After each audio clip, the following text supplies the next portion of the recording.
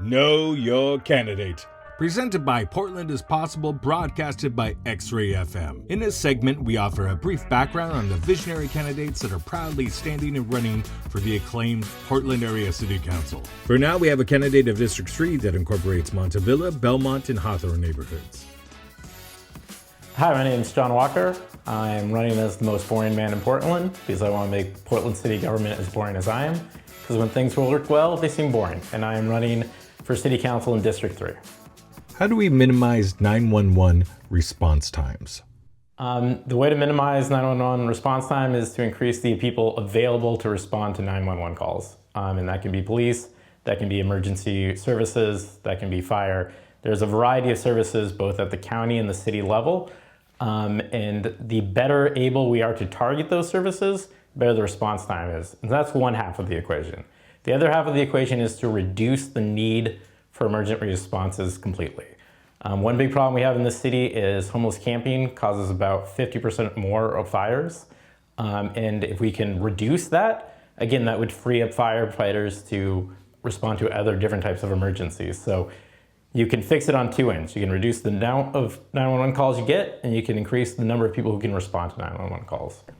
What is most essential for the arts and creative community to thrive in Portland? I think the most essential thing is to make Portland affordable. When you look at where there are vibrant art scenes, it is because it is affordable for artists to be there. If you're working two jobs or you're working long hours, you don't have time to be an artist on the side, try to get your art career started.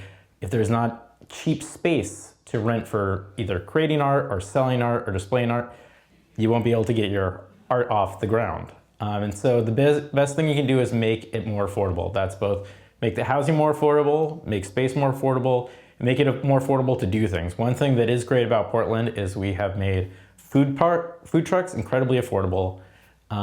Liquor licenses are cheap, licenses for food handling are cheap. You know, it's easy to set up a pod or set up a food truck, and that has allowed people to experiment with a bunch of different foods.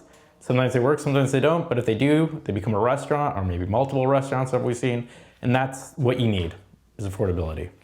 How can the city best support the growth of small businesses owned by those with historically marginalized identities? Again, this goes back to a question of affordability. If we build enough, if we don't build enough housing, people will be pushed out. And if we look at it in San Francisco, the decline in the African American population has been stark and incredible over the past several decades because they haven't built and rents have gone up. It's become very difficult to set up a business there. It's been very difficult to find employees there. And so if you build enough that there is room for starting small businesses, affordable housing for people to hire workers to work for those small businesses, that's how you encourage them to succeed. What part of the district do you expect will change the most in the next 10 years? I think probably the biggest change in District 3 will be by the river. In the sort of industrial, quasi-industrial part, I think there will be a lot of changes kind of around zoning and what is allowed. There's a lot of interesting space. There's a lot of transit there.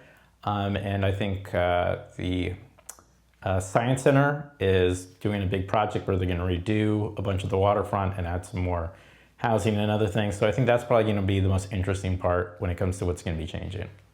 What in your background demonstrates how you approach implementing visionary ideas? So I am a policy analyst for the Office of Actuarial and Financial Analytics for the Oregon Health Authority. I regulate the Medicaid program, financially regulate it. I got my master's in public policy from PSU.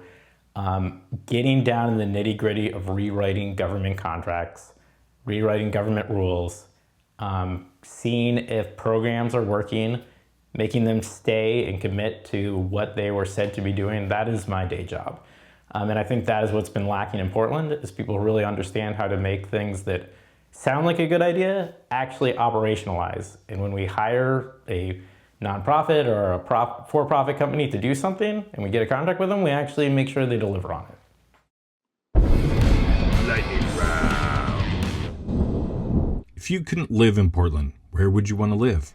San Diego. What place in town that more people should know about? I really like Turning Peel. It's a great place to take my kids for pizza. What events or place in Portland that no longer exists do you wish you could bring back? Well, I believe the Naked Bike Ride isn't taking place this year, and that's disappointing to me. Whom from Portland's past or present should our leaders take notes from? Nick Fish, I think, was probably the best city councilor we've had in a very long time. What's the last show or performance you saw? That would be my kindergartner's school performance at Atkinson. So now you know your candidate, or a bit about them. We like to thank the visionary candidates, also like to especially thank all the volunteers and organizations that put this together. We couldn't do this without you. To look at each candidate, be a good Portland citizen, and to be a dashing and informed voter, listen to X-Ray FM to learn about ballots and the new ranked choice voting system. And check out portlandpossible.org.